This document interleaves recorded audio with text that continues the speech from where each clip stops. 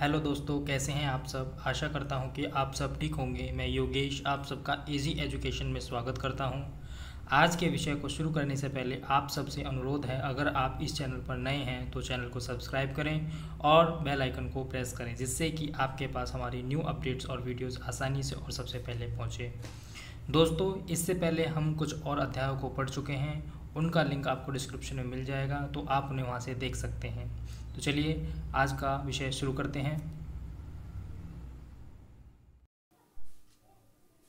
हमारा आज का जो विषय है वो है नगर प्रशासन। इसमें हम एक शहर के बारे में जानेंगे कि एक शहर में जो प्रशासन होता है वो कैसे काम करता है और उसकी क्या क्या जिम्मेदारी होती है। इन सब चीज़ों के बारे में इस अध्याय में हम जानेंगे। एक गांव के मुकाबले शहर ज़्यादा बड़ा और अधिक फैला हुआ होता है। शहर की गलियां ज़्यादा चौड़ी होती हैं। यहाँ के बाज़ारों में ज़्यादा भीड़ भाड़ होती है। पानी और बिजली की सुविधाएं होती हैं। अस्पताल होते हैं। यहाँ बहुत ज़्यादा वाहन होते हैं और यातायात को नियंत्रित करना पड़ता है। क्या आपने कभी सोचा है कि यह सब इतने सुचारू रूप से कैसे चलता है? कौन सी संस्था इन सब के लिए जिम्मेदार होती है? कैसे निर्णय लिए जाते हैं? कैसे योजनाएं बनाई जाती है? कौन लोग हैं जो यह सारा काम करते हैं? तो इन सब चीज़ों के बारे में हम इस अध्याय में जानेंगे। इतवार की एक अलसाई हुई दोपहर थी जब माला और उसके साथी शंकर, जहांगीर और रिहाना गली में क्रिकेट खेल रहे थे। शंकर ने बड़ा अच्छा ओवर फेंका था और रिहाना आउट होते होते बची थी। रिहाना के आउट न होने से शंकर हताश हो रहा था, इसलिए उसने इस उम्मीद से कि वह कैच आउट हो जाएगी एक शॉर्ट बॉल फेंक दी। हुआ उल्टा ही। रिहाना ने इतनी तेज़ी से बल्ला घुमाया कि गेंद ऊपर गई और गली की ट्यूबलाइट टूट गई। रिहाना चिल्लाई, अरे यह मैंने क्या कर दिया? तो शंकर तपाक से बोला, अरे हम यह नियम बनाना भूल गए थे कि अगर तुम्हारी गेंद से गली की ट्यूबलाइट टूट जाएगी तो तुम आउट मानी जाओगी। तीनों ने ही तब शंकर को विकेट की चिंता छोड़ने के लिए कहा, क्योंकि जो हुआ वे उस बारे में ज़्यादा चिंतित और परेशान हो रहे थे। पिछले हफ्ते उनसे निर्मला मौसी की खिड़की टूट गई थी, जिसको बदलने के लिए अपने जेब खर्चे में से पैसे देने पड़े थे। क्या अब दोबारा जेब खर्च में से पैसे देने पड़ेंगे? और ये पैसे देंगे किसको? गली की ट्यूबलाइट बदलता कौन है? माला का घर सबसे पास था। चारों भाग कर माला के घर गए और उसकी माँ को सब कुछ बता दिया। सारी बात सुनकर माला की माँ ने कहा कि उन्हें इस बारे में कुछ खास तो पता नहीं, बस यही मालूम है कि यह नगर निगम की जिम्मेदारी होती है। उन्होंने सुझाया, यास्मीन खाला से पूछना चाहिए, वे हाल ही में नगर निगम से सेवानिवृत्ति हुई हैं। जाओ उनसे पूछ लो, और माला तुम जल्दी घर वापस आना। यास्मीन खाला उसी गली में रहती थी और माला की माँ से उनकी बहुत अच्छी दोस्ती थी। चारों दौड़कर खाला के घर पहुँचे और जैसे ही उन्होंने दरवाज़ा खोला वे एक साथ पूरा किस्सा सुनाने लगे। उनका सवाल सुनकर यास्मीन खाला बड़े ज़ोर से हंस पड़ी और बोली, कोई एक व्यक्ति नहीं है जिसको तुम पैसा दे सकते हो। एक बहुत बड़ी संस्था होती है जिसको नगर निगम कहते हैं। यह सड़कों पर रोशनी की व्यवस्था, कूड़ा इकट्ठा करने, पानी की सुविधा उपलब्ध कराने और सड़कों व बाज़ारों की सफाई का काम करती है। माला बोली, हाँ हाँ, मैंने नगर निगम के बारे में सुना है। मैंने शहर में बोर्ड देखे हैं जो नगर निगम द्वारा लोगों को मलेरिया के बारे में बताने के लिए लगाए जाते हैं। खाला बोली, तुम बिल्कुल सही कह रही हो। नगर निगम का काम यह सुनिश्चित करना भी है कि शहर में बीमारियां न फैलें। यह स्कूल स्थापित करता है और उन्हें चलाता है। शहर में दवाखाने और अस्पताल चलाता है। यह बाग बगीचों का रखरखाव भी करता है। उन्होंने आगे जोड़ा, हमारा पुणे शहर बहुत ही बड़ा शहर है और यहाँ नगर प्रशासन चलाने वाले संस्थान को नगर निगम कहते हैं। छोटे कस्बों में इसे नगर पालिका कहते हैं।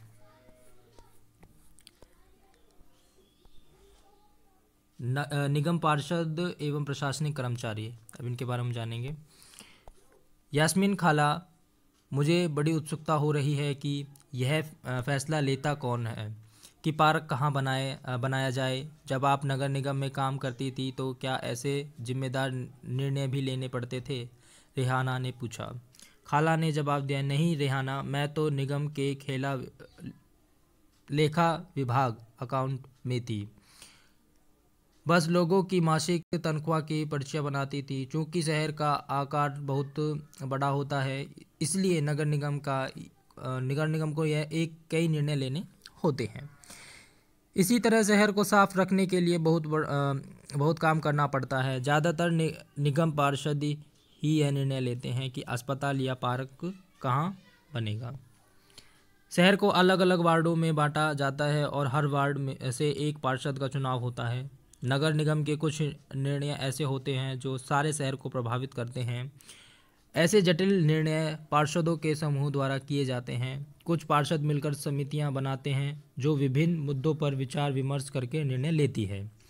उदाहरण स्वरूप एक बस स्टैंड को बेहतर बनाना है या किसी भीड़भाड़ वाले बाजार का कचरा ज़्यादा नियमित रूप से साफ करना है या फिर शहर के मुख्य नाले की सफाई होनी है। पार्षदों की समितियां ही पानी, कचरा जमा करने और सड़कों पर रोशनी आदि की व्यवस्था करती है। जब एक वार्ड के अंदर की समस्या होती है तो वार्ड के लोग पार्षद से संपर्क कर सकते हैं। उदाहरण के लिए, अगर बिजली के खतरनाक तार लटक कर नीचे आ जाएं, तो स्थानीय पार्षद बिजली विभाग के अधिकारियों से बात करने में मदद कर सकते हैं। जहां पार्षदों की समितियां एवं पार्षद विभिन्न मुद्दों पर निर्णय लेने का काम करते हैं, वहीं उन्हें लागू करने का काम आयुक्त, कमिश्नर और प्रशासनिक कर्मचारी करते हैं। आयुक्त और प्रशासनिक कर्मचारियों की सरकार द्वारा नियुक्ति की जाती है, जबकि पार्षद निर्वाचित होते हैं। तो नगर निगम में ये निर्णय लिए कैसे जाते हैं? रिहाना ने पूछा। वह कभी सोचना बंद ही नहीं कर सकती। बच्चों के सवालों से खुश होते हुए यास्मीन खाला ने जवाब दिया, सारे वार्डों के पार्षद मिलते हैं और सबकी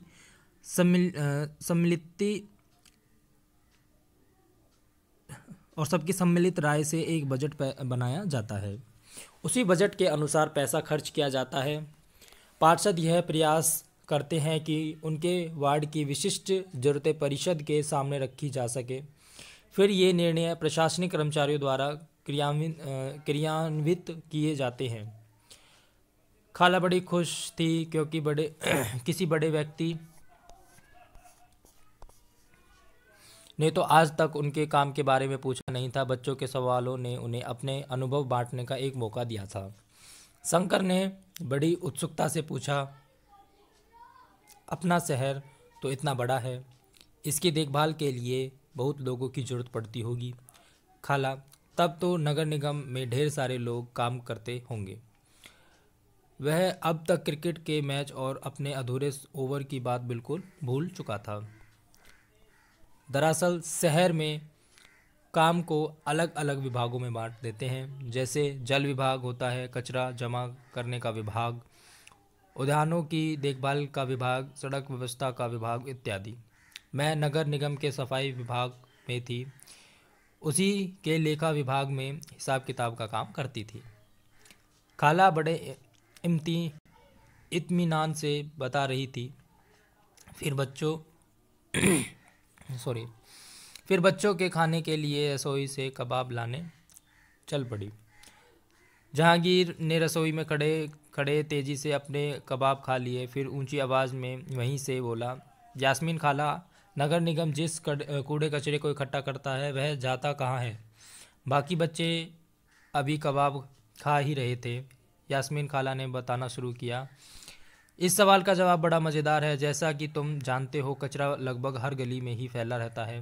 पहले हमारे पड़ोस का भी यही हाल था। चारों तरफ कूड़ा फैला रहता था।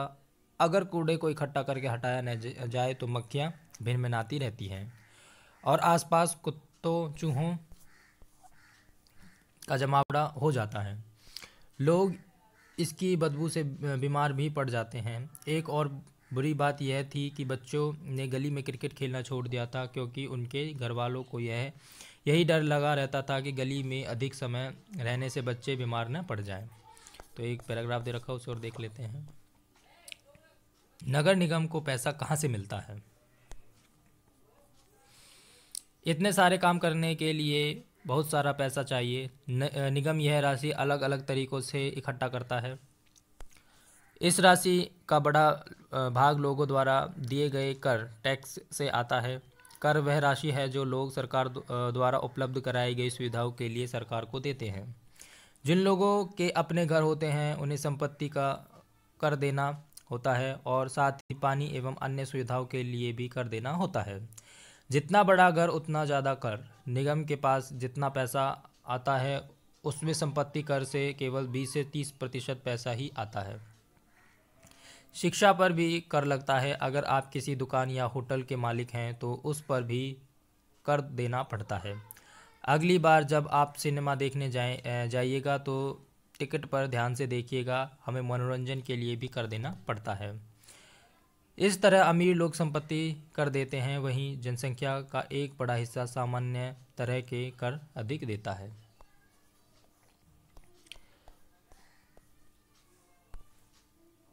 लोगों का विरोध। यास्मीन खाला ने अपनी बात जारी रखी। मोहल्ले की औरतें इन सब से बड़ी नाराज़ थी। वे सलाह लेने मेरे पास आई थीं। मैंने उन्हें कहा कि मैं विभाग के किसी अधिकारी से इस मामले में बात करने की कोशिश करूंगी, मगर मैं भी निश्चित तौर पर यह बात नहीं कर सकती थी कि इसमें कितना समय लगेगा।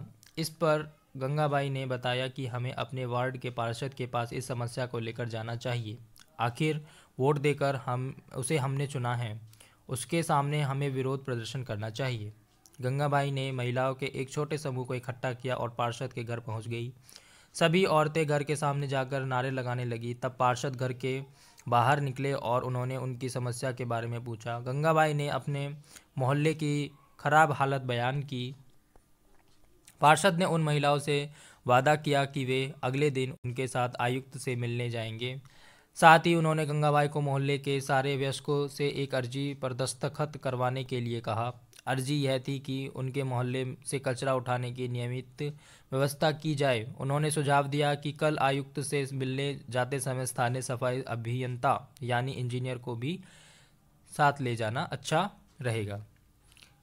इससे फ़ायदा होगा क्योंकि सफाई अभियंता भी आयुक्त को बता सकेगा कि हालात कितनी ख़राब हैं। उस दिन पूरी शाम बच्चे घर घर का चक्कर लगाते रहे ताकि अर्जी पर ज़्यादा से ज़्यादा परिवारों के लोगों के दस्तखत लिए जा सके। अगली सुबह बहुत बड़ी संख्या में महिलाएं पार्षद और सफाई अभियंता के साथ नगर निगम के दफ्तर गई। आयुक्त पूरे समूह से मिले पर वे बहाना बनाने लगे कि नगर निगम के पास पर्याप्त संख्या में ट्रक उपलब्ध नहीं हैं। गंगाबाई ने तपाक से कहा, लेकिन लगता है कि आपके पास अमीर इलाकों से कचरा उठाने के लिए पूरे ट्रक हैं। जहांगीर ने झट से कहा, इससे आयुक्त का तो मुंह ही बंद हो गया होगा। और नहीं तो क्या, उसने फौरन इंतजाम करने के लिए कहा, यास्मीन खाला ने बताया। गंगाबाई ने आयुक्त को चेतावनी दी कि अगर 2 दिन के अंदर काम नहीं हुआ तो नगर निगम के सामने बहुत बड़ी संख्या में महिलाएं धरने पर बैठ जाएंगी। तो क्या गलियों की सफाई हो गई? रेहाना ने झट से पूछा, जो कभी चीज़ों को अधूरा नहीं छोड़ती थी। 2 दिन तक कुछ भी नहीं हुआ। वो तो जब एक बहुत बड़े समूह ने विरोध प्रदर्शन किया, जोरदार नारे लगाए, तब जाकर बात बनी। अब मोहल्ले की सफाई नियमित रूप से होने लगी है। यह एक पैराग्राफ दे रखा है। खाला के सेनावृत्ति होने के बाद से क्या क्या बदला है। यास्मीन खाला ने बच्चों को भी जो नहीं बताया वह यह कि हाल के समय में पैसा बचाने के लिए कई नगर निगमों ने कचरा उठाने और उसे ठिकाने लगाने के लिए निजी ठेकेदार रख लिए हैं। इसको निजीकरण कहते हैं। इसका मतलब है कि जो काम पहले सरकारी कर्मचारी करते थे वे काम अब निजी कंपनियां करती हैं। निजी ठेकेदार जिन मज़दूरों को कचरा जमा करने और उठाने के काम पर लगाते हैं उन्हें बहुत कम पैसे देते हैं। उन मज़दूरों की नौकरी अस्थायी होती है। कचरा उठाने का काम काफ़ी ख़तरनाक भी होता है। अक्सर उनके पास अपनी सुरक्षा के साधन नहीं होते। अगर काम करते हुए वे घायल हो जाएं तो उनकी देखभाल करने वाला कोई नहीं।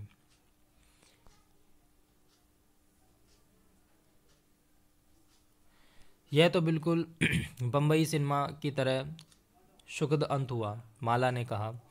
वह अपने आप को नेतृत्व करने वाली गंगाबाई की भूमिका में देखने का सपना देख रही थी। सभी बच्चों की गंगाबाई की कहानी सुनकर बहुत मज़ा आया। उन्हें इसका आभास तो था कि मोहल्ले में गंगाबाई की खासी इज्जत थी और लोग उन्हें बहुत मानते थे, मगर उसका कारण उन्हें अब समझ में आया था। बच्चों ने खाला का शुक्रिया अदा किया और जाने के लिए उठ खड़े हुए। जाते जाते रेहाना ने कहा, खाला बस एक आखिरी सवाल और है। घर पर अभी जो दो कूड़ेदान हैं वो भी क्या गंगाबाई का सुझाव था? खाला हंसने लगी, बोली, अरे नहीं नहीं, यह तो नगर निगम ने ही सुझाव दिया था कि हम खाने पीने और गलने वाली चीज़ों को एक कूड़ेदान में डालें और प्लास्टिक, कांच जैसी न गलने वाली चीज़ों को दूसरे कूड़ेदान में। जब हम अपने कचरे की छटाई कर देते हैं तो निगम वालों को काम थोड़ा आसान हो जाता है। बच्चों ने इतने सारे सवालों का जवाब देने के लिए खाला का भी शुक्रिया अदा किया और टहलते हुए गली की तरफ चल पड़े।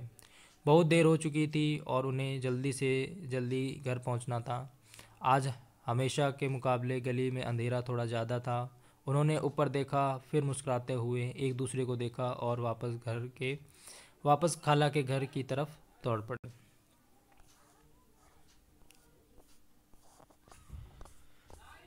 यहाँ पे एक पैराग्राफ और दे रखा है, इसको पढ़ लेते हैं। 1994 में सूरत शहर में भयंकर प्लेग फैला था। सूरत भारत के सबसे गंदे शहरों में एक था। लोग घरों का और होटलों का भी कूड़ा कचरा पास की नाली में या सड़क पर ही फेंक देते थे। इससे सफाई कर्मचारियों को कूड़ा कचरा उठाने तथा उसे ठिकाने लगाने में काफ़ी मुश्किल होती थी। ऊपर से नगर निगम अपना काम नियमित रूप से नहीं कर रही थी, जिससे स्थिति और भी बदतर हो गई थी। प्लेग हवा के जरिए फैलता है। जिन लोगों को प्लेग हो जाए उन्हें दूसरों से अलग रखना पड़ता है। सूरत में उस साल बहुत से लोगों ने अपनी जान गंवाई। करीब 3 लाख से अधिक लोगों को शहर छोड़ना पड़ा।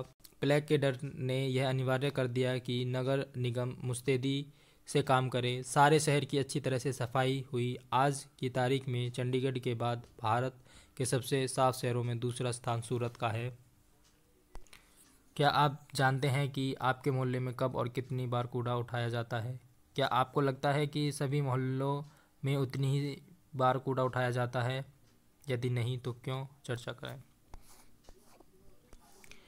तो ये था आपका अध्याय सामाजिक एवं राजनीतिक जीवन का, नगर का प्रशासन।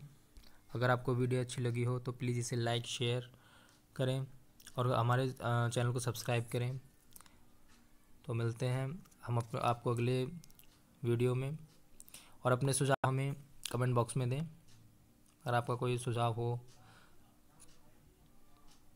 तो तब तक के लिए bye, goodbye and thank you.